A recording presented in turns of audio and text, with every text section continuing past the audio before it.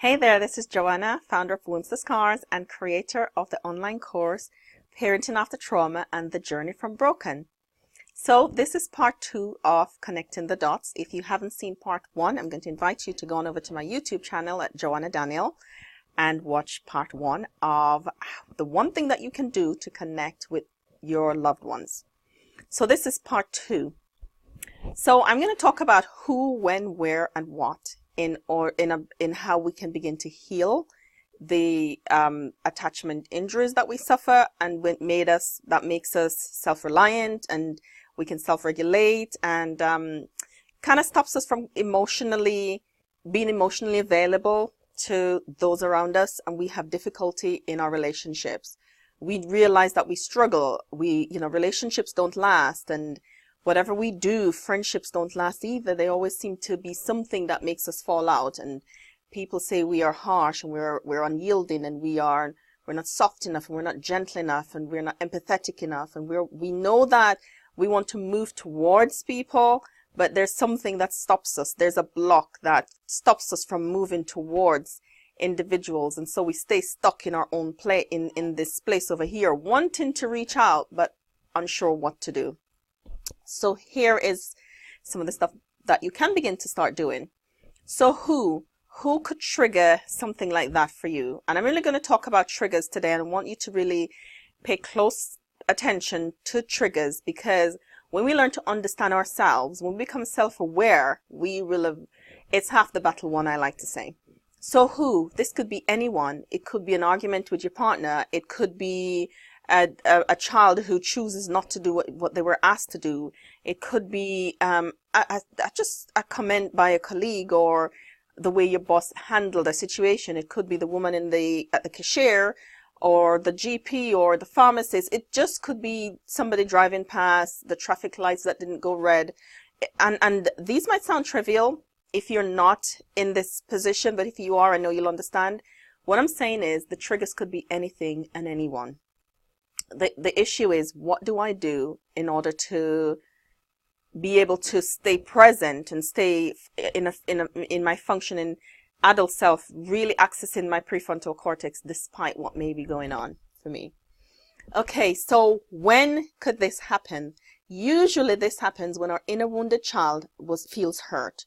So when something happens and it sends you back to 5-year-old, when you were bullied at school, when the teacher was unkind and used to say really grievous things to you, when your parents was just not available, and you were on your own. You did something wrong and you would be ostracized, you would be called names or harshness, you'd be beaten, or it could be the time when the abuse occurred, when you start to learn how to shut down, and not because that was how you were able to cope.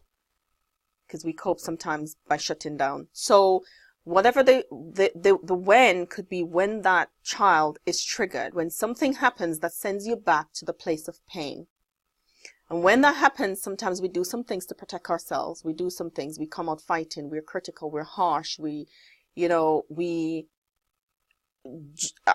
Just stay with me. I'll keep going. So when we feel overwhelmed, and as I said, anything could be the trigger for that. So this could be anywhere. Stressful situations. So anything that causes an argument in marriage, anything that, you could be in an argument wondering, why are we in an argument? I know that I need to do something, but I don't know what that something is. I know I want to reach out, but something is stopping me from reaching out, and I don't know what to do. Stay with me. So what could you do to heal those? Now, one of the first things that you can begin to do is to begin to acknowledge the wounded child. Begin to acknowledge that hurt you, the hurt part of you that wasn't healed, or even sometimes it's healed, or you're on the journey of healing, but you realize that there's still things that you need to do, still things left over that you haven't dealt with. Acknowledge that wounded child. Don't brush it away, push it down, press it down, move on, push through, or use any maladaptive coping mechanism to soothe it. Don't use food or television, or some people use alcohol and drugs, or relationships, illicit sexual relationships. begin to find some healthy ways to look after you. And how do you do that? You can begin by looking at what are my needs, relational needs, and I teach relational needs. Look at your relational needs. What are my relational needs? Say, for example, you realize that you like comfort. In times like this, find out what can I do to look after this person, this wounded child, that I just need to show sympathy and care and attention to right now. Because when I was younger and I got harmed, nobody did it. How can I do it? How can the 40-year-old me show love and affection to the 5-year-old that was wounded, or the teenager that was in an abusive relationship, or indeed the grown woman that was abused? How do I show some love? Step back, step out, get out of the situation, find a safe space on your own to hug you, to cry if you need to, and to just look after yourself. See, when you're able to do that, when you're able to show love and compassion to you, then you'll be able to show love and compassion to others. And you'll be able to truly connect with those around you. And the next time that something goes wrong in your relationship, you'll be able to move towards in an easier way than moving away from and causing a deeper rift, a deeper disconnect.